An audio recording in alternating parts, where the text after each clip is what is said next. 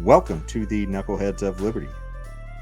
One of the things is the apparent sort of hypocrisy with the left on, I guess, on issues of insurrection and destroying confidence in the institutions. And certainly we did talk about the fact that we had these riots going on that were sort of celebrated by the left all through 2020, but then when the riot came to the Capitol, suddenly they were completely against riotous protesting at that point. But more importantly, when they talk about the whole institution, because they're trying to claim that the election was this was an attempt to steal the election. And perhaps that there might have been something to that. It's hard to know given the biasness of this committee. I mean, the fact it was handpicked by Nancy Pelosi. We talked about that in the last one.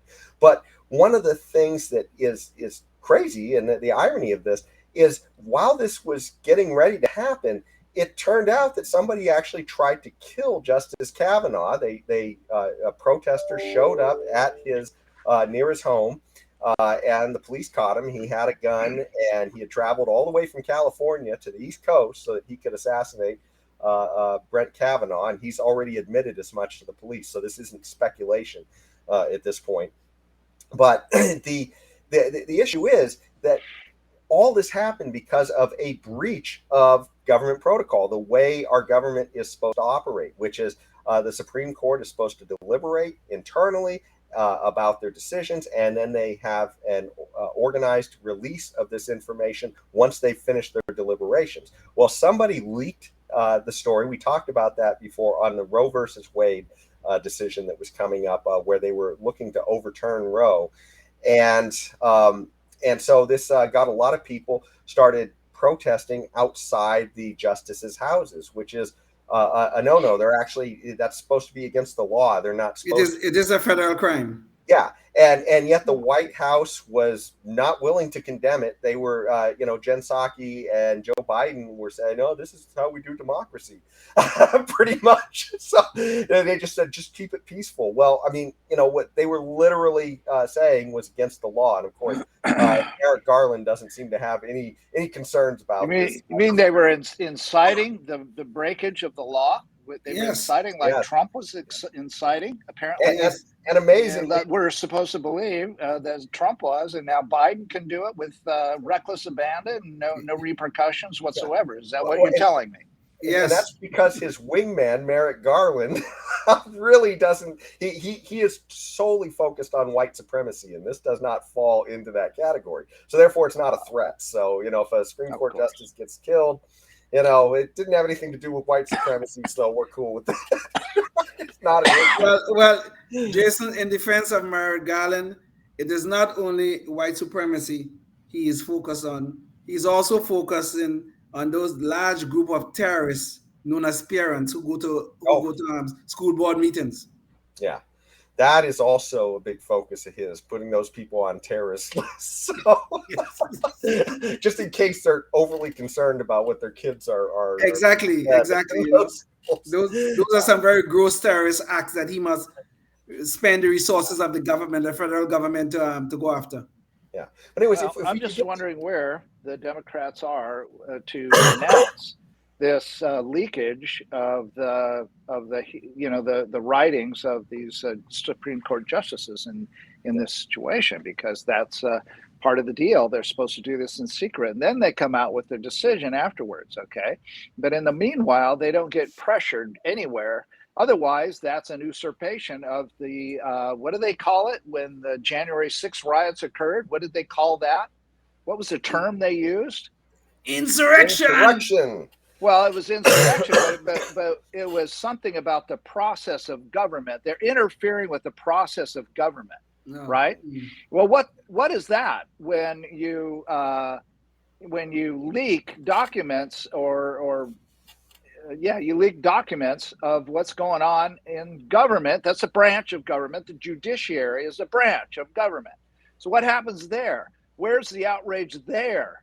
Is there hypocrisy going on here? Is it because Roe v. Wade is the Democrats' holy grail? Is that why they don't have an issue with with the leakage of the documents and the subsequent pressure being applied to the Supreme Court justices. They don't have an issue with that. They only have issues when their Democrat gets elected by a fantastic landslide. The dumbest person on the planet is elected with more votes in favor of him than anybody in the history of mankind in the United States, okay, U.S. history. So yeah, so there, that's sacrosanct, okay. But if it goes the other way, I just see some hypocrisy. It's still government, the gears of government rolling, and they have, they're supposed to have the ability to roll even when it doesn't go your way, Democrats. Well, they're like a ratchet, Tim. It only goes their way. It never goes their way.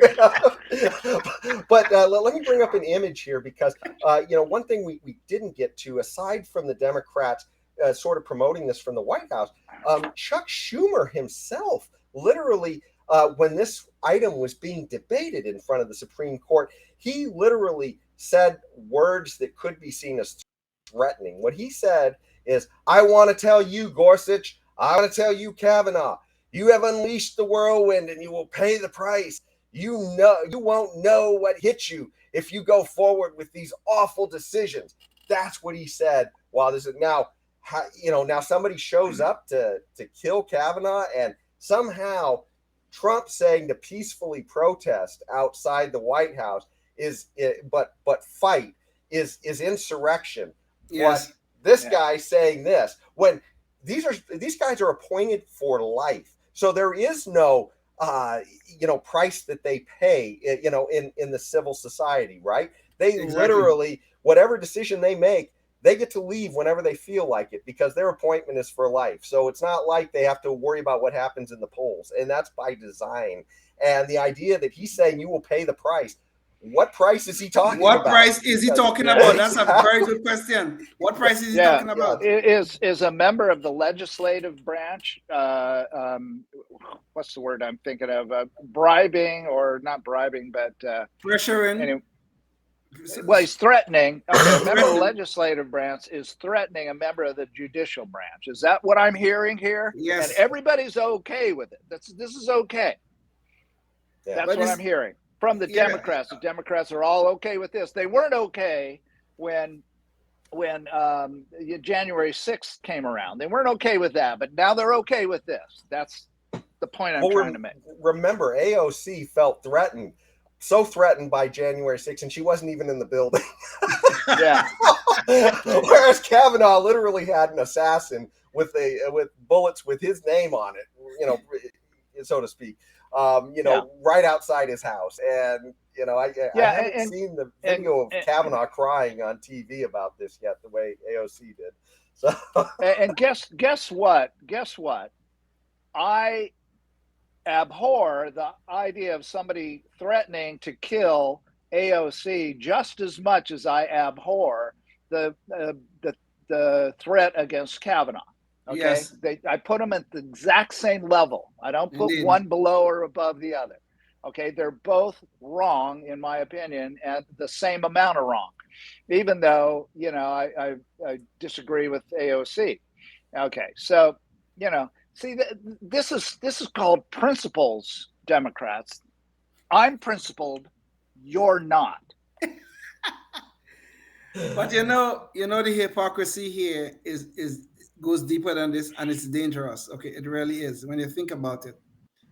Because a few years ago, a supporter of Bernie Sanders went to a baseball game somewhere in Maryland, I believe it was, and he shot Steve Scalise and some other people.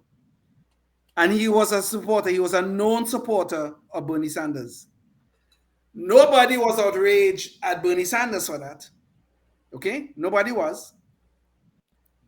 The guy was arrested. Well, no, I think a Capitol Hill police did end up shooting him that day. So justice was easily dispensed with in that case. But to this day, Steve Scalise is walking around with a bullet, I believe, somewhere lodged in his back or in his spine or some kind of stuff and things like that.